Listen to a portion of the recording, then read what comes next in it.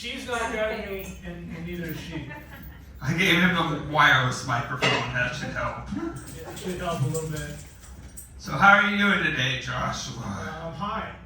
That's how I'm doing. Oh, awesome! A high episode. We'll do that. Okay, can we do a sing-along again? Because now that they know how it goes, we're going to do it on the count of 3. You're going to sing with me the song he just sang. It's really, really short. 1, 2, 3. Comedy or worse. There we go. Oh, that's awesome. Thank you so much. Yeah, sometimes we record episodes and other comics come into the room and it's live, but this is the first time for a live audience. Thank you so much for being here. Thank you so much to Mike Rock for letting this happen. As you can see, I've not memorized all these questions, so I'm holding an iPad. That's okay. I haven't memorized them. I've actually asked these questions to Joshua before, but we were in the green room. It was so bad. Of another comedy club, the basement of which somebody might live in. And it was so loud I couldn't hear what he was saying, so this will make just as much sense. So we're going to ask the questions over again. So do you use the stage name? But it's the same one that's on my birth certificate. Whoa, that's the best answer ever. It's a different name, but it's the same. Yeah. Joshua Loya is, in fact, my given name. There's actually a famous surfer with my name that's also from Santa Cruz, which is where I'm from. And it's funny, too, because I know I didn't do material about this, but I'm blind and I surf. And my first surf contest, somebody showed up and they're like, "Oh shit, did Josh Loya lose his eyesight?" Well, it's cool, he's surfing. Not the same guy. Oh, yeah. Now I just created more questions for them to ask. No, I'm sticking to the script. For now. Maybe do follow-up questions. So how did you get into comedy? Well, I did get on stage for the first time when I was 6, but that was on an island, and this Jewish guy who liked massages was there. Flying a plane. I did, yeah. No, I used to do, and I still do, martial arts, and that's a big thing, and I tore my hamstring in judo, and I wanted to do something really scary, and up until Will Smith did his thing, I didn't think I had to worry about getting hit in the face when I sucked at it. And so, yeah, I went down to Lestat's on a Monday night and told some jokes. And legitimately, I told this joke earlier, the dog I had at the time walked off the stage halfway through my first set. Second time I did stand-up was at not the current, but the old Madhouse location. And barroom brawl broke out. That was the second time I ever went out. Yeah, ask Cameron Frost about that if you ever meet him. He was hosting that night. Oh, yeah. That was wild. Crazy stories. It was a crazy story, yeah. It was, this guy was pretending to be from Australia the whole night, kept heckling us and everything. And I don't know who was on stage. It was after I got up. Man, this is really long. Maybe Audrey said she didn't have any money for sex toys. She stole mine.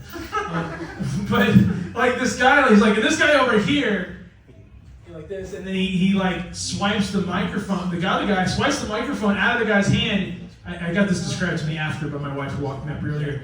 Takes a full-on Nirvana stage dive, and the two of them are fighting for a few seconds or whatever. And that's stage left. I'm on stage right, and then it stops.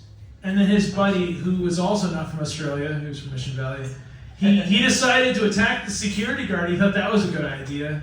And then all fucking hell broke loose, right? And we had chaos, people throwing chairs down near my dog and everything, and it was WWE,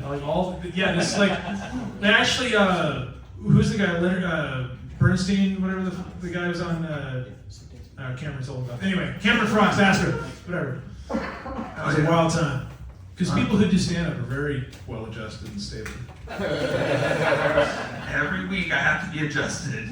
So what's your writing process for comedy? I think about shit, and my God, please, I know she's not a comic, but she gets the credit. Like, please give it a hands for my wife, please. Because my wife back there, so I started doing stand-up before the pandemic, but I wasn't plugged in enough to do shows during the pandemic. So for the first 2 years of the pandemic, before I went back on stage, this poor woman had to hear me get really high and then riff and record this shit. And so basically, that's actually kind of what I do. I get high and I riff and I record shit, and then I listen back to my recordings and I go, oh, that'll work. And regardless, I'm having a good time. So, I mean, you guys seem like you're having a good time tonight, right? Oh, yeah. I mean, see, here's the thing. I know this is a small crowd, but we have people who chose to have fun on purpose, and that's why I dig it. And I get to have fun with people who want to have fun on purpose, and that's a fun time. Oh, yeah. So I asked this question to everybody. Usually don't remember the answer, but when did we meet? I believe, well, I first knew of you. I was at ACC, and you had a joke about cross-dressing. Oh, I didn't do that joke. Damn Yeah, it. no, it's okay. You guys need to see him again. And I was like, okay, this guy is either fucking genius, like Emo Phillips, or he is way off his meds. I'm not sure which. And then I was like, well, it's kind of awkward. He's kind of keeping to himself. I don't know how much of that's a bit or not. And I went up and I said, you're funny. And then you were like, oh, somebody appreciated me. And then we actually, you have yet to take you up on your offer to teach me how to ride a unicycle. But we should, how many of you guys, by round of applause, how many want to see Aaron Trahan teach a blind surfer how to ride a unicycle? Share it on Instagram. All right. Yeah, I really think. I now established that I'm going to die of brain damage. Well, I mean, we can put a helmet on you. Don't worry about it. You know, So I know I'm autistic, but I'm not. It's not that what? kind of autism. The helmet is while you ride a unicycle. Yeah. Oh right. Sorry. You got For the unicycle, not for doing comedy. Got it. No. No, but like I think just surfing, you just, I do actually wear. This is not a joke. I do wear a helmet surfing. Yeah, because exactly. people don't know that I'm blind and they think it's a joke. I mean, definitely, it's definitely different muscles, but just the concept of balancing is the same. But the difference on a unicycle, the way you balance is pedal forward. Right. Well, it's interesting because a lot of pedophiles ride unicycles. Oh no!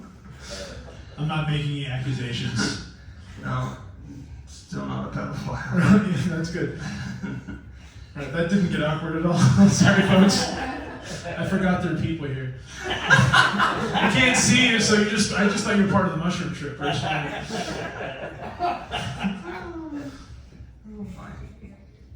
see. So have you ever I mean, traveled? you keep saying not see. You're just bragging now. You're just being a jerk. Have I traveled to do comedy? Is that what you're gonna say? That's what I was trying to say. Yeah, I'm sorry. I'm good at interrupting people. I've never traveled to do comedy, though I was in Hawaii a couple years ago on the island of Oahu, and I did open mic. And there was really funny is that I didn't have my dog with me because it's very difficult even to take service dogs over there. And there was a show right before the open mic, and the headliner, for the last 20 minutes, I had my cane folded up, and he was like, he kept dogging on me for like 20, like, what's with this guy over here? He's like fucking staring at me for the last 20 minutes. I'm like, I assure you, I'm not staring at you. And I folded my cane. I told him what's up, but yeah, I can't remember who his name, but he was really fucking funny though. Talk about bragging. I've never been to Hawaii. Or Maui. Which one? I was on Oahu. Oh. Yeah. See, I don't even know the names. Just go like say words without consonants and you'll get close. All right. Do you wish that you started comedy earlier? I wish I would have stuck with it. I legitimately, this is not a joke. Actually, I when people ask me how long I've been doing comedy, I don't know because I was 6 years old and I was telling other people's jokes. You guys want to hear the very first joke I ever told on stage when I was 6 years old? So mind you, this is hacky as fuck. didn't say hacky as fuck when I was 6 years old. But my mother is also blind, and so I got this thing going, and we can talk about that, I guess. But I was like, this guy walks into a clothing store, and he takes his dog and starts swinging around by the tip of its tail. And the clerk came over and said, "Sir, there's something going on?" I was like, "No, I'm just looking around."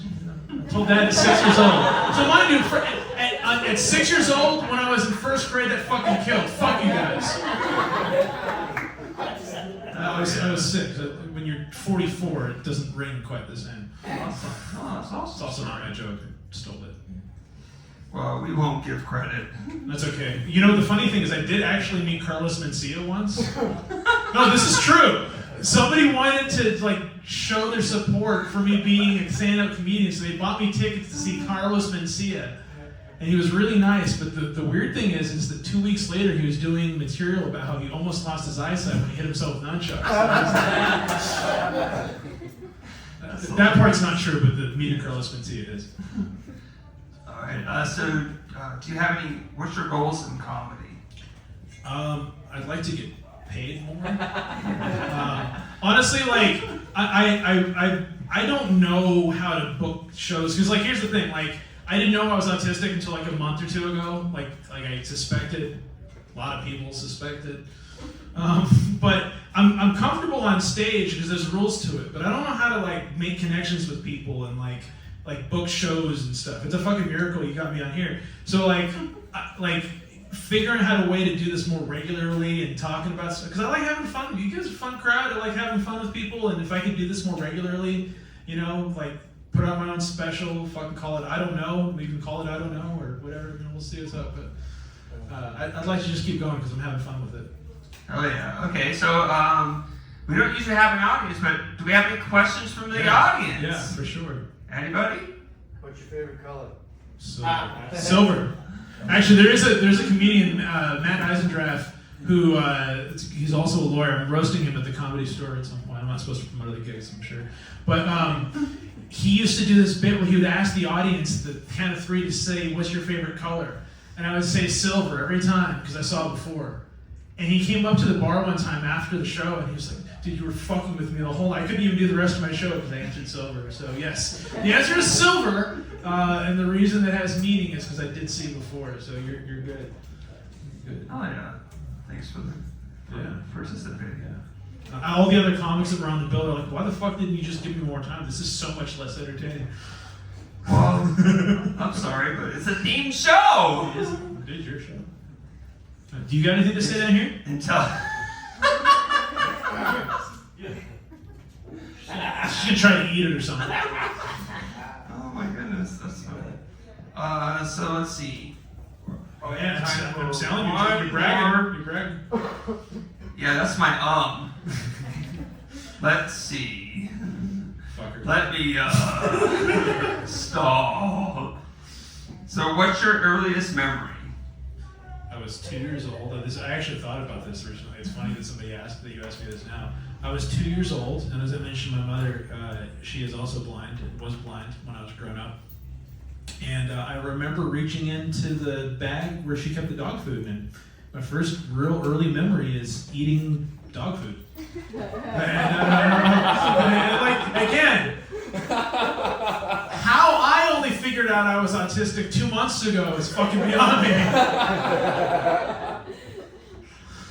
I'm sorry, all the autistic community is absolutely gonna hate me. You're like, dude, we don't all eat fucking paste and fucking it's whatever the fuck you ate. I never ate paste though. Those guys. I used to you guys ever used to do this shit with the fucking Elmer's glue and you put it on your hand, you peel it off like it was skin. Yeah. I don't have a joke about that. I was just curious if I was alone. Okay, cool. So do you do any other type of art? I do play music, and I think surfing is its own sort of art. By the way, how many of you guys have seen the Blind Surfer YouTube channel before? That it's a thing. Yeah, that's not me actually. So we can talk about.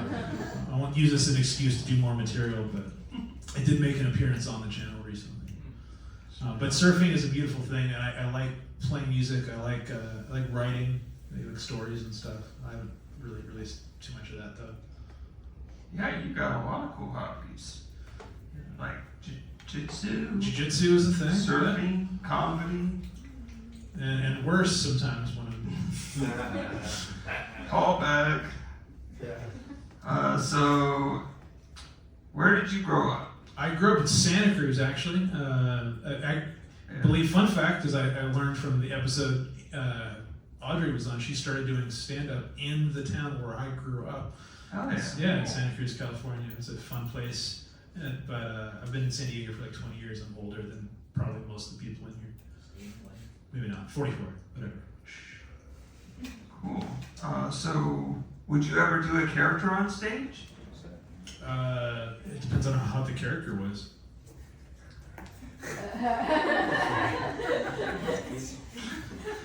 I have hearing loss, so that took me a second to register what the It's okay, fuck I have is that? it's okay, I'm autistic. I have delayed processing. We'll meet in the So middle. how do you judge hotness? Like smell?